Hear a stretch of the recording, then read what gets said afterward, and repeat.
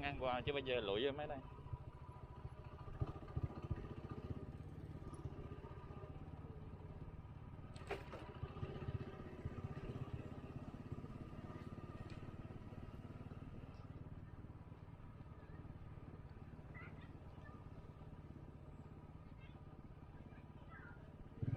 Hết rồi. Vô khu dân rồi. Thôi gì ta, lục bình.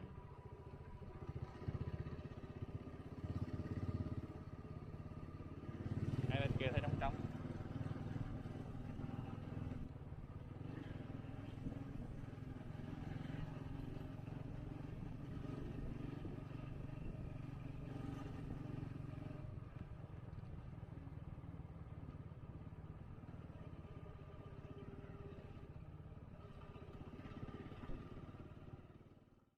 Mình đang đi dạo vào lòng hồ Trị An.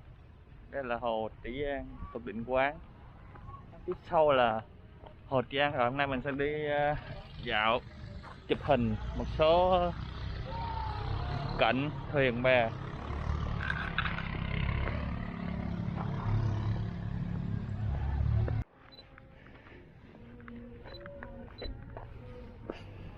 Trời nắng quá. Này đang là 3 giờ mà trời vẫn rất nắng. Cái xa xa như đầu kia là cái chỗ quán nhậu đó phải không? Karaoke, quán nhậu.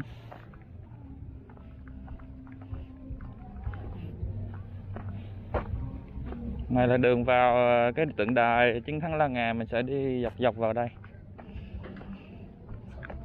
Khám phá cái làng bè. Giờ này trưa chắc người ta cũng ít ra ngoài, nắng quá mà.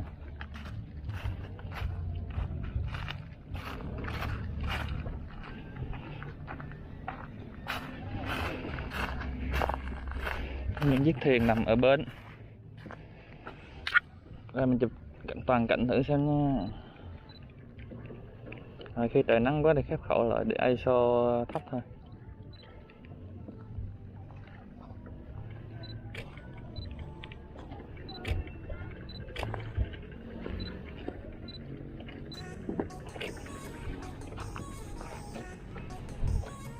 Giờ này không có ai đi lưới hết, nắng quá.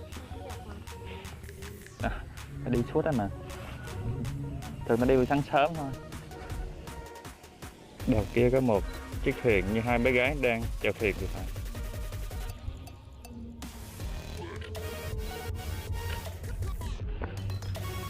Thấy nó chèo bằng chân nè. Thấy nó chèo bằng chân đó.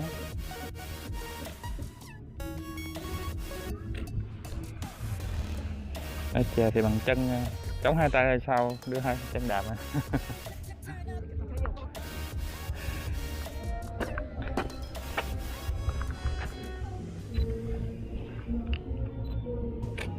Cười lên con ơi.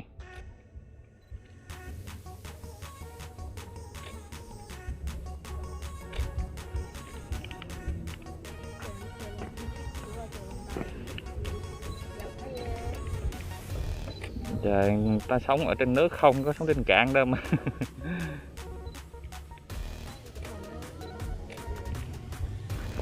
Chào tới đời tiền lắm á. Mấy nãy giờ tôi làm mẫu cho ông. Đang múc nước sông như vo gạo. Ở đây người ta xài nước sinh hoạt là nước sông luôn nha mọi người. Mình thì có vẻ thấy ghê nhưng ta quen rồi. Hai cha con mang chèo. Bé nãy qua rước cha nó gì. không có xuống tham quan được cho nên đứng trên bờ mình coi người ta đập xuồng thôi.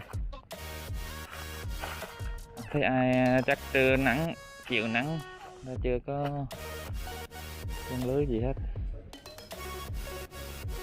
Ngoài kia là cầu chị ơi, cầu làng chứ.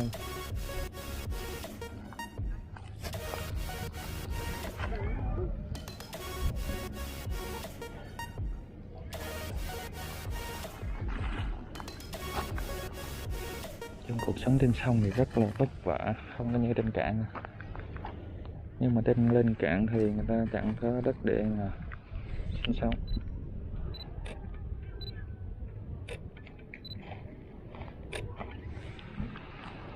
Ở đây ai đạp xuồng bằng chân hết chứ, lớn nhỏ gì chân hết. Nó khỏe hơn tay.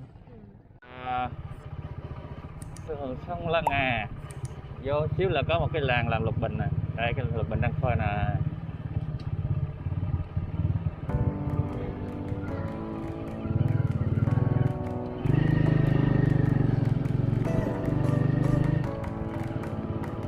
Giờ nữa em còn không?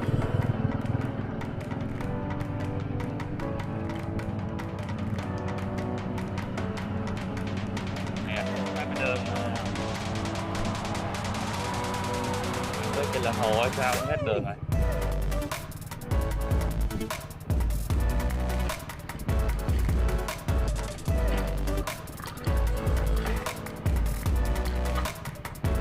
Trước biết một cái làng ở Biên Hòa thôi, giờ biết thêm cái làng nữa.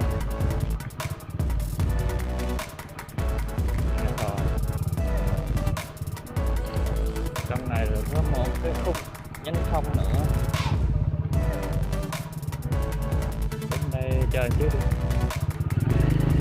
Đến đây chờ xíu đi.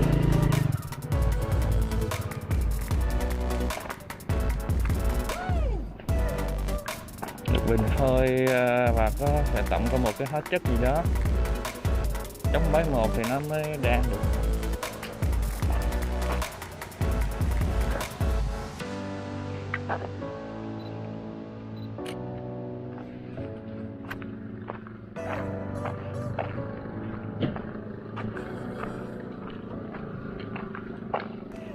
Đem lục bình đâu à bà? Đem lục bình đi cho phơi hả? Là nhà bà trong kia hả? Là phơi xong mình bán cho...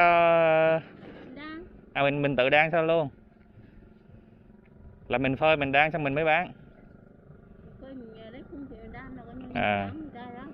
Là mấy công ty thuê mình đan cái gì? Là nhưng mà cái này mình tự đi lấy hả? Lần cái nhiêu tiền? À, ý là lúc mà mình làm xong cho người ta là hết nhiêu? Đan luôn á? À. Mấy chục, trăm. Nhà mình bà đan à? Đâu con chạy đây con chụp cái.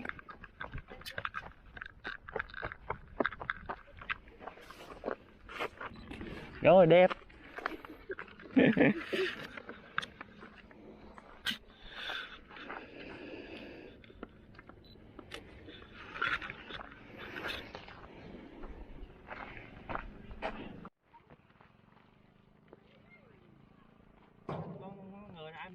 Ai bê phụ?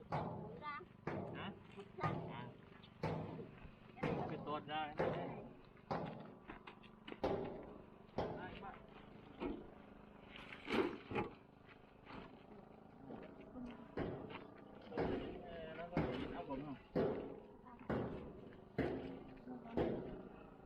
Không can chi thôi.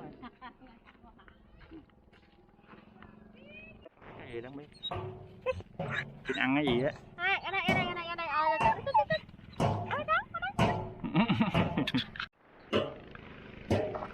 Rồi đi làm mỏ cho con tắm nữa nè.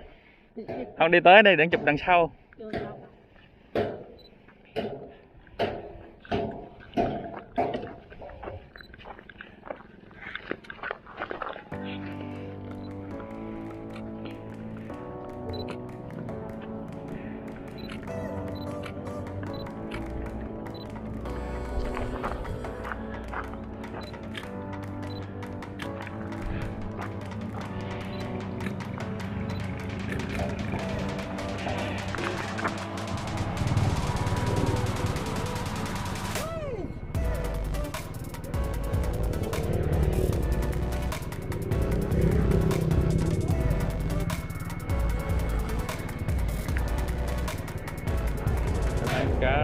biết có gì đây.